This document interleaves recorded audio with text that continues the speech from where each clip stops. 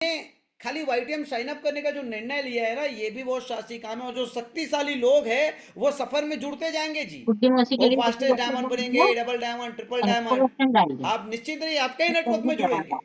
लेकिन इस सब के लिए पहले साइन अप करने का रीजन तो लेना पड़ता है। तो लेखक यही बोलते कि ये दो लोगों के नाम अमर हो गए, क्योंकि इन लोगों ने निर्णय लिया कि भैया आजादी चाहिए, फ्रीडम चाहिए। तो याद रखें कि दो लोगों के दिमागों के इस निर्णय को सही तरह से संयुक्त राज्य अमेरिका की स्वतंत्रता की शुरुआत कहा जा सकता है, जिसका हम अब आनंद लेते हैं। यह खतरनाक था। इन दो व्यक्तियों के निर्णय के लिए आस्था और साहस की जरूरत थी। पहले सभा के स्थगित होने से पूर्व सैमुअल एडम्स को प्रांत के राज्यपाल हंचिसन से भेंट करने के लिए और ब्रिटिश सैनिकों की वापसी की मांग करने के लिए नियुक्त किया गया था। अनुरोध मान लिया गया, सैनिकों को बोस्टन से हटा दिया गया, लेकिन बात समाप्त नहीं हुई। इसने ऐसी स्थिति पैदा कर दी थी जो सभ्यता की पूरी प्रवृत्ति को बदलने का कारण बनी।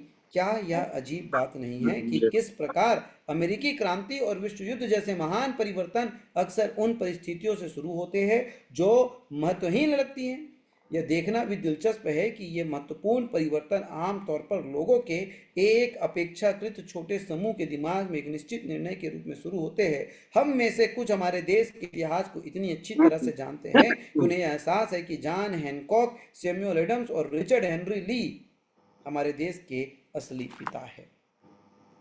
लेखक क्या बोलते हैं कि सफर में, अभियान में कौन राष्ट्रपिता बने, किसने फांसी दिया, किसने तुम मुझे खून दो मैं तुम्हें आजादी दूंगा बोला, ये सब बाद के हीरो थे। पहले हीरो कौन थे? जिसने आजादी चाहिए का निर्णय लिया, जिसने बिगुल फूका कि आजादी चाहिए, जिसने डिसीजन लिया कि आजादी चाहिए।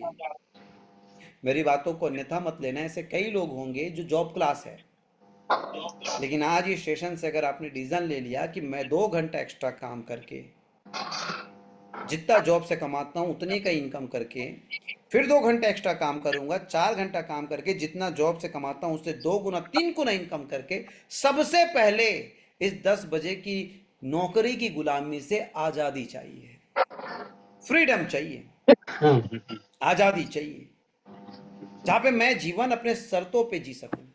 कितना सुंदर काम है कि हमें अगर सच में आप अगर मौज ढूंढ लिए ना, तो हमें लोगों से बात ही तो करने हैं जी। लोगों से बात करने, प्रोस्पेक्टिव मतलब क्या है? लोगों से बात करने हैं और मदद की संभावना तराशनी है कि अगर उसके परिवार में या उसके उसके जीवन में कोई अस्वस्थता है, कोई शारीरिक परेशानी है, तो किसी उत्पाद के माध्यम से, या कहीं पे भी आर्थिक तंगी है तो एक अतिरिक्त बिजनेस अवसर के माध्यम से हमें लोगों को मदद करना है, हमें लोगों को मदद करना है। कितना बढ़िया काम है। लोगों से बात ही तो करनी है, लोगों से बात ही तो करनी है। सोच कर देखो। और बन ठन के जाओगे तो चाय भी पिलाएंगे, शरबत भी पिलाएंगे। और भारतीय लोग तो इतने होते हैं कि पूछ ही देते हैं, लो ना मैडम खाना वाना खा के जाना, हाँ बोल देना बेशर्मों की तरीके से, कहा सब्जी बने। कोई पूछे बस, लो ना सर खाना वाना खा के जाना है, तुरंत बोल देना है, अच्छा क्या सब्जी बनाए, अच्छा अच्छा तो दाल में थोड़ा तड़का लगा देना और टमाटर की चटनी खा लो। अब आप इतना जिद कर रहे हो तो आज खाना आप ही क्या खाएंगे? जबरदस्ती बोलना, एक ही बार बोले तो वो क्या बोल देना, अब आप इतना जिद कर रहे हो।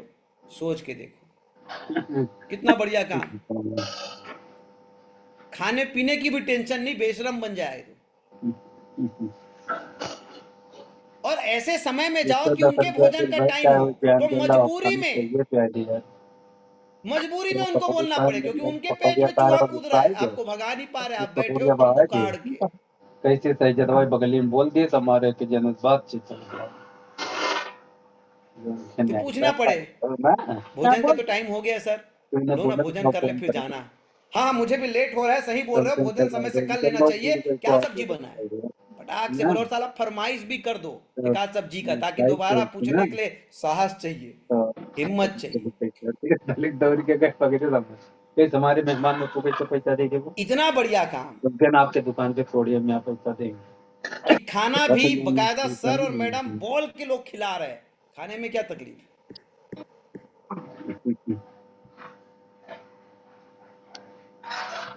लेकिन हम थोड़े बेशरम बन नहीं पाते हैं। इतना तो होता ही है जी, आप जाके देखना, पूछते कि नहीं पूछते, इतने भले तो लोग हैं ना हमारे। लेकिन हमको क्या है ना, ठाठ मेंटेन करते भाई, ईगो मेंटेन करने की आदत है। मेंटेन कुछ नहीं करना है भाई, दबा के खा लो मस्त। और एक चीज मुझे बहुत अच्छी बात है, आदमी अपने घर में कुछ भी खाना खा लेगा, लेकिन जब किसी को खिलाना हो ना तो खाना थोड़ा ठीक बनाता है। अगर रात का सब्जी रखा हुआ है ना अपने खाने के लिए, लेकिन तुमको खाने के लिए पूछ दिया, तो अंदर में फटाफट चटनी वटनी टमाटर का तुरंत बनाएंगे। यानी कि दूसरे के घर में खाना तो बढ़िया ही मिलेगा, अपने घर में कैसा भी मिलेगा। बताओ, इतना बढ़िया काम है, रोज सुबह बन के जाना है। और महिलाएं हो तो और अच्छी बात है, खाना खाने के बाद वहीं हाथ मुंह धोने के बाद थोड़ा, मैडम वो थोड़ा लिपस्टिक करके आयरन में उसके कहाँ पे अलमारी रखा है, आईना में जाके लिपस्टिक लगा के पाउडर उड़कर सब उसी का यूज करना, लिपस्टिक रखने की भी जरूरत नहीं, पाउडर भी लगा लेना, मेकअप का खर्चा भी बच रहा है।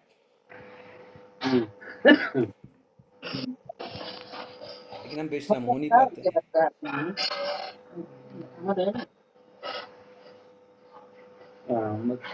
सोच के देखो, अपना घर का टॉयलेट यूज करोगे, हर हफ्ते आपको धोना पड़ेगा। फील्ड में रहोगे तो घर का टॉयलेट यूज करने की भी समस्या खत्म साला। मौज ही मौज है। लेकिन अपने काम में आनंद ढूंढने की जरूरत है, अपने काम में आनंद ढूंढने की जरूरत है। अगर आनंद ढूंढ लिए, बात करने का बिजनेस है भाई, केवल बात करने का बिजनेस है, बढ़िया। लोगों से रिश्ता बनाने का बिजनेस है, लोगों से प्रेम करने की बिजनेस है, लोगों के प्रति सद्भावना सहयोग की भावना दिखाने का बिजनेस है।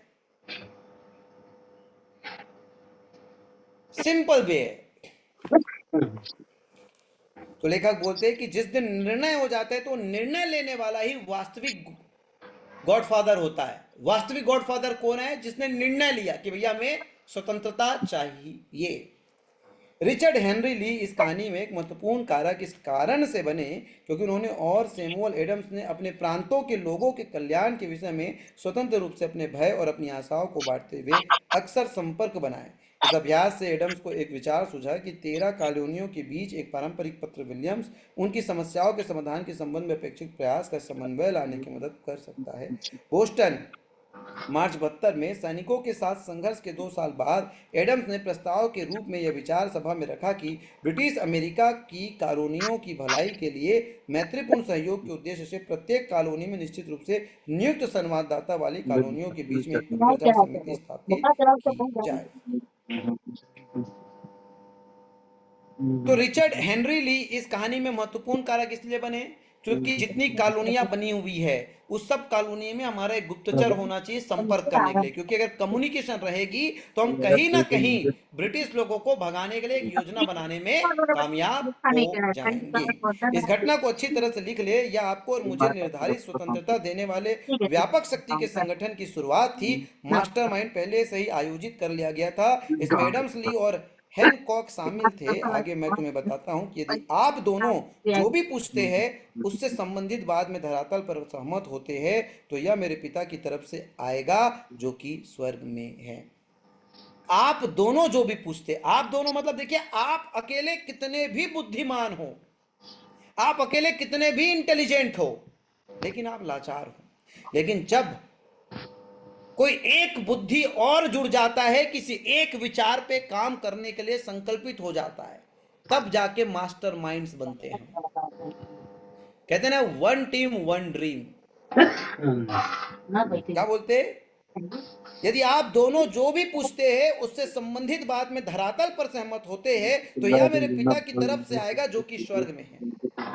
मास्टर माइंड्स किसे कहा गया है? जब किसी एक विचार पे कोई समूह काम करता है, एक विचार पे, तो अब मास्टर, आप अकेले माइंड हो, लेकिन अगर 2 या 2 से अधिक लोग किसी एक निर्णय, किसी एक विचार पर काम करते हो तो मास्टर माइंड बन जाते हो। मतलब उसके बाद जो कुछ भी होता है तो समझो वो ऊपर से आ रहा है, जो कुछ भी हो रहा है, फिर आप पावरफुल बन जाते हो। आपकी विचार शक्ति इतनी तीव्र हो जाती है, इतनी भयंकर हो जाती है कि समझो सीधा से सिग्नल जो है वो स्वर्ग से मिलने लगता है। इसीलिए जब एक एम्प्लॉय आप होते हो तो सिंगल माइंडसेट से होते हो, चीजें नहीं चलती है। लेकिन जब दो लोगों का विचार मिल जावे, दो या दो से अधिक लोगों का विचार मिल जावे, नेपोलियन हिल्स ने इसीलिए बार बार मास्टर माइंड्स की शक्ति पे जोर डाला है। संगठित शक्ति, संगठित विचार। इसलिए आप अपने अपलाइन के विचार से चलो। समस्या क्या है कि अपलाइन, मैं इस गली चल रहा, डाउनलाइन में उस गली चल रहा, समझ रहे हो? हम एक विचार पे संगठित नहीं हो रहा है, एक डिसीजन को डुप्लीकेट नहीं कर रहा है। हर व्यक्ति को लगता है कि आई एम हीरो, हर व्यक्ति अपने विचार पे अड़िग है, कोई किसी एक विचार पे सहमत होना ही नहीं चाहता। इसलिए तो हमें बड़े पंगे हो रहे हैं। मास्टरमाइंड्स, यदि आप दोनों जो भी पूछते हैं उससे संबंधित बात में धरातल पर सहमत होते हैं तो यह मेरे पिता की तरफ से आएगा जो कि स्वर्ग में है। अगर दो लोगों के विचार पे जमीन के लोग, धरती के लोग सहमति दिखाने लगे तो समझ लेना यह मास्टरमाइंड की शक्ति है। इसलिए हमेशा हमारे विचार को सहमति देने वाले कुछ 2, 4, 10, 20 लोगों की जरूरत है, बस हमारे विचार पे सहमति देने वाले। अगर एक व्यक्ति भी हमको मिल गया उस दिन से हम मास्टरमाइंड हो जाते हैं। एक व्यक्ति भी मिल गया, एक व्यक्ति, यानी कि वो कहते हैं ना, दो शरीर एक आत्मा।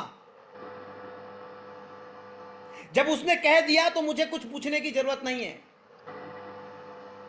उसका कहा लक्ष्मण का लकीर, 100% समर्पण के साथ। बहुत सी टीम में ग्रोथ इसलिए भी नहीं आ रही है कि कोई एक विचार पे सहमत होने को तैयार ही नहीं है। वहां पे मास्टरमाइंड समूह काम ही नहीं कर रहा है रे पगले। आपस में 10, 15, 20 लोग एक योजना ही नहीं बना रहे कि हम इस तरह से काम करेंगे।